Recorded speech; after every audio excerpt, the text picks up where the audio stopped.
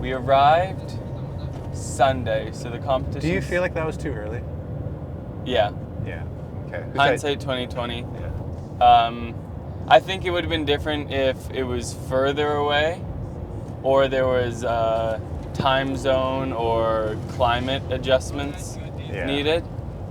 But it kind of just left us hanging around all day with nothing to do, and not in our own beds, our own training setups, and all that kind of stuff.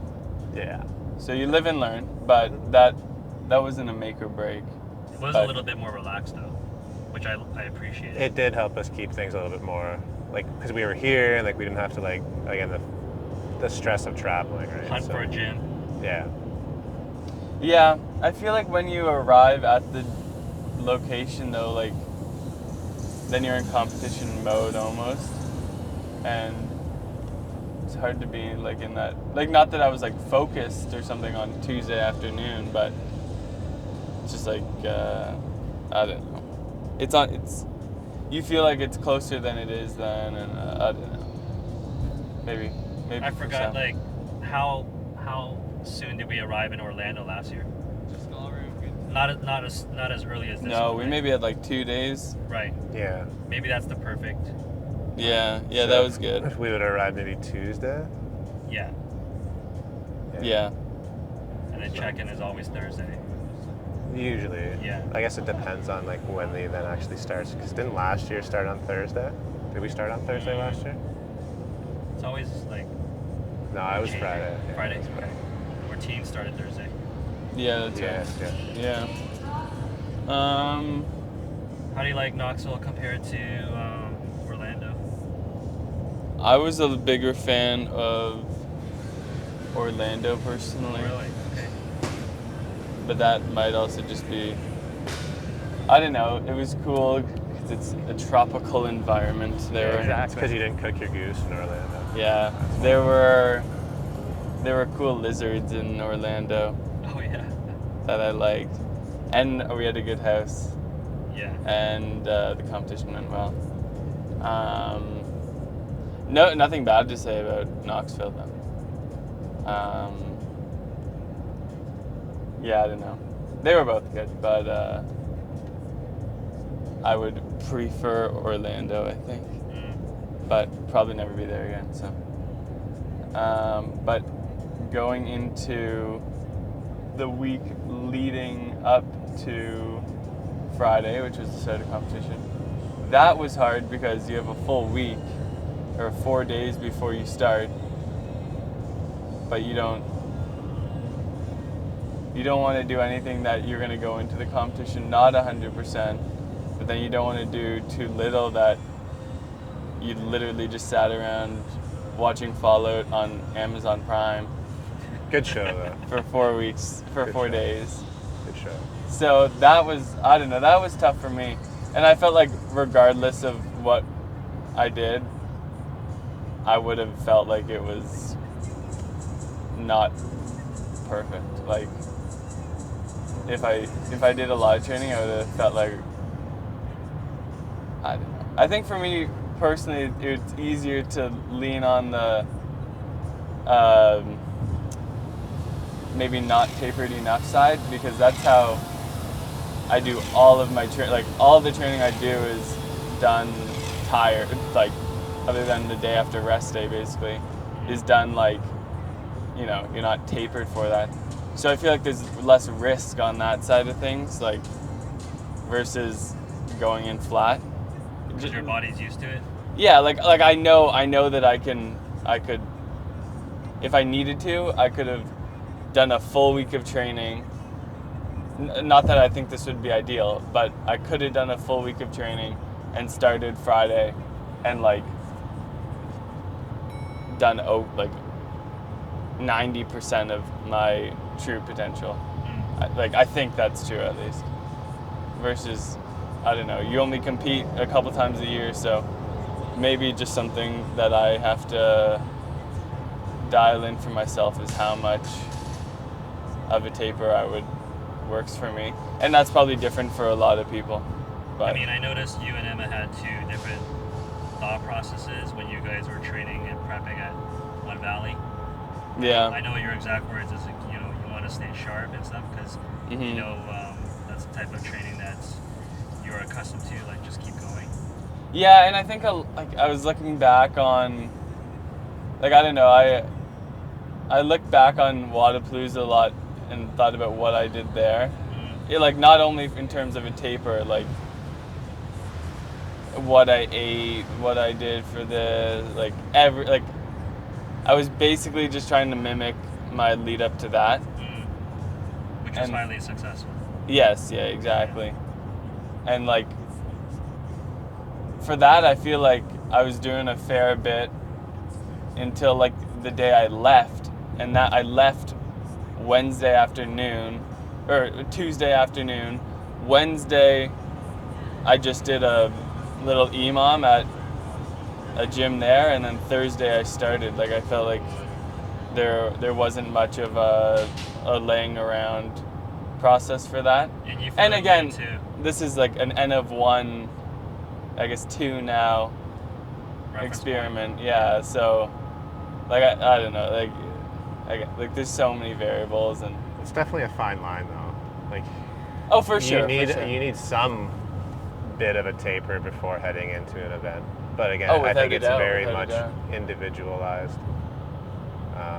So again, it's an experiment for sure. And that may have been 0% of the issue this weekend. I don't know. Yeah. But anyways, that was that. Yeah, this.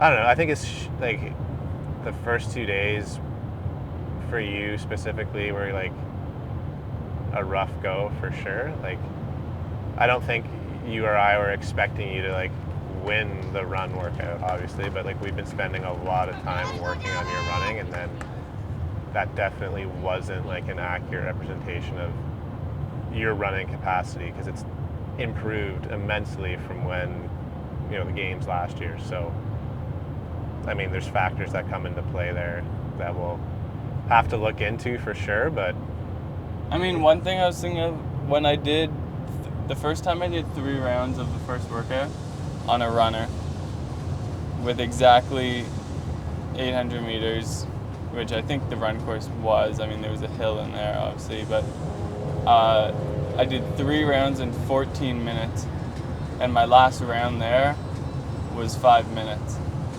So, like with the clean and jerks? Yeah.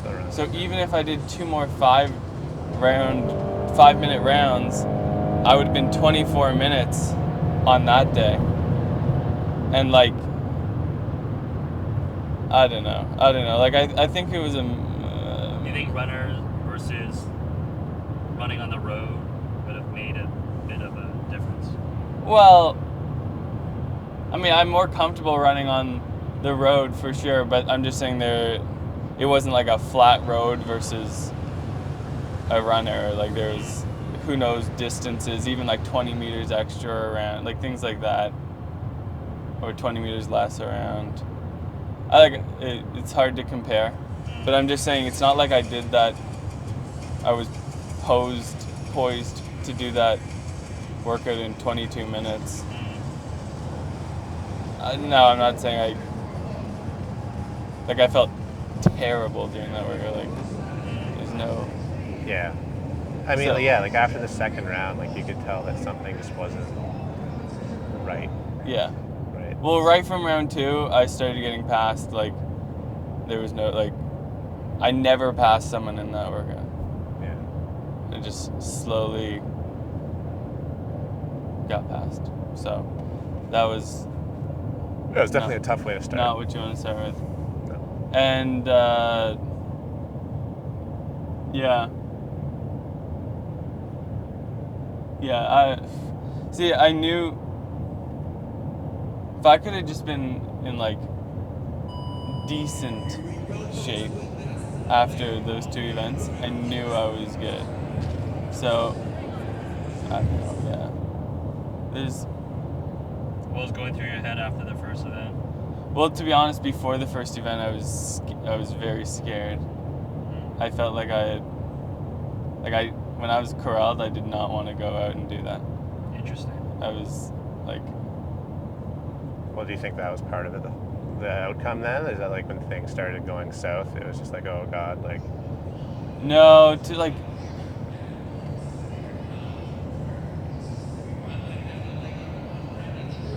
like one thing I can say is never once in any event this week did I on the floor think, oh, what's the point of continuing to try?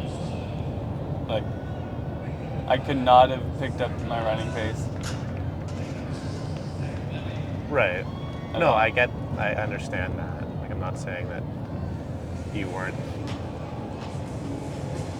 like willing to keep fighting through the workout. I'm just wondering if like having that fear and that predisposition before the workout starts, like, I don't know, kind of sets you up for a physiological impact, right? Like, Yeah, maybe. when you're super pumped to go out and hit a workout, you know, like we look at the snatch workout, like, again, you know you're going to do well in that one. Like, there was probably no fear before that one started. It's just like, okay, I'm going to go out and hit some lifts. Like, I just feel like it's easier to move through something like that when you have more of a positive mindset going into things, right? And I think that's one thing that people forget about the sport is like the mindset part of it is such a plays a huge role, right? Like, you can be physically fit, but if the mindset's not there, it's going to make things a lot more difficult when things maybe don't go as you expect them to go, right? Yeah, I don't know. I don't think I'm willing to chalk it up to a mindset issue, though. To be honest, when I went out for the snatch workout, I literally had the thought that there's a chance that I just start failing 225. Like, at that point in the weekend, I did not know what was going to happen. I started out at the pace that I was going to start out regardless, and it just unfolded the way I expected it to. Same thing with the handstand walk workout. Really, same thing with the last workout. Which you got a really good time. Yeah, no. Oh yeah, I mean, like the end of your weekend, when you had a fifth, and a 12th, and like, I feel like if you're in that last heat, you're probably, that 12th is probably a little bit faster, right? So maybe you're a 10th, maybe you're right there, right? But you're in that mix for sure. So. Oh, you're definitely in that mix, because I remember after every heat that went by, they just kept your time up. Yeah. And no one could beat it, right? Yeah. Till the last heat. Yeah. Yeah. Well. So that should be already an indication of like your level, right? Yeah. Yeah, I mean, those are going to be my better workouts, though. But like the first and second workout were never going to be like that. The third maybe could have, but yeah. I mean, we got to take time to kind of let things digest and look back, and then try to figure out, okay, like, what can we do differently in training and in prep in terms of setting ourselves up for success, or more success, or giving us a better chance of success. Like, it's shitty. Sorry, it sucks because, like, again, I think Jack would agree that, like, this year he put a lot of work into his weaknesses, and also dialed in, like, nutrition, sleep, a lot more other things, and really took a personal interest in, like, designing his training, which not a lot of athletes do. And again, I know he was the fittest that he's ever been leading into this weekend. But that's, again, the thing with sport, is that you don't, like, as an athlete, you're not always going to have great weekends, and it was just unfortunate that, like, we didn't have a great start to the weekend, but it wasn't, I don't feel like it was a true representation of, like, where he was in terms of fitness level.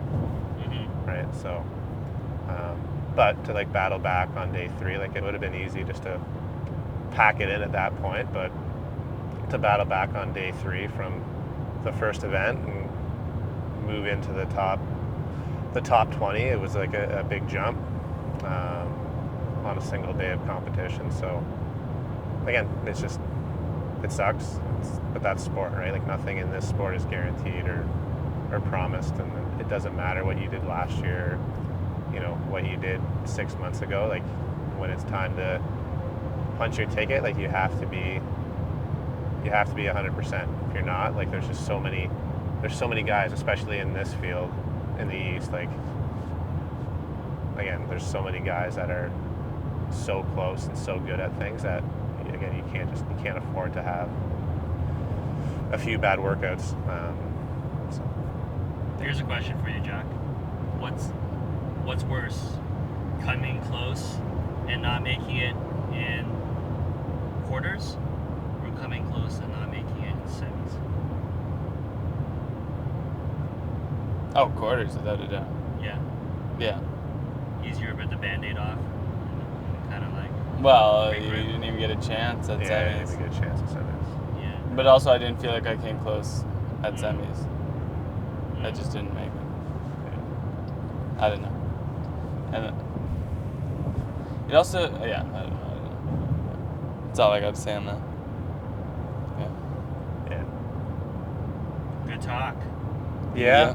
I mean, it sucks. Like, definitely it hurts for sure, but I know Jack will regroup and we'll figure things out. And again, this isn't the end. And like, it was nice to have other athletes come up and like talk to me about it and kind of give their insight, because they've been through those.